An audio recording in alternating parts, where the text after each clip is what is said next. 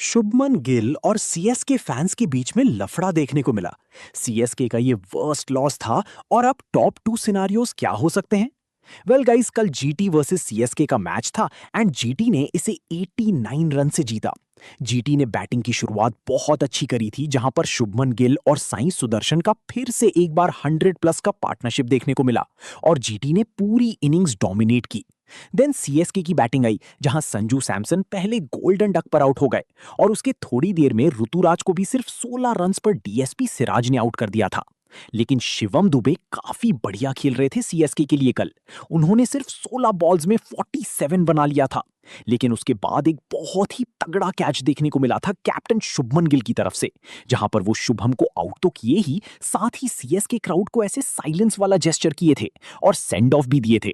सारी team CSK को आजकल सेंड ऑफ क्यों दे रहे हैं पता नहीं भाई, लेकिन शुभमन ने इस क्राउड के बारे में कहा, आरसीबी और सीएसके जैसी टीम्स को क्राउड सपोर्ट में एज मिलेगा जब हम उनके अगेंस्ट खेलेंगे। उस मैटर में कुछ भी चेंज नहीं होने वाला, सेइंग कि इन दोनों का बहुत बड़ा फैन बेस है और जब आप उन दोनों के अगेंस्ट खेलते हो तो ज्यादा सपोर्ट एक्सपेक्ट नहीं कर सकते क्राउड से। But yes, eventually Gujarat Titans ने हिस्ट्री क्रिएट कर दिया था, क्योंकि उन्होंने चेन्नई सुपर किंग्स को उनका सबसे बड़ा लॉस दिया है इन आईपीएल हिस्ट्री। वो 140 पे ऑल आउट कर दिए थे सीएसके को और इसी के साथ सीएसके नॉकड आउट भी हो चुके हैं इस आईपीएल सीजन से। ये लगातार तीसरी बार है जब सीएसके ने प्लेऑफ्स के लिए क्वालिफाई नहीं किया है एंड ऐसा पहली बार हुआ है इन द हिस्ट्री। वो आईपीएल 2024, 2025 और 2026 तीनों में लीग स्टेज में ही बाहर हुआ है।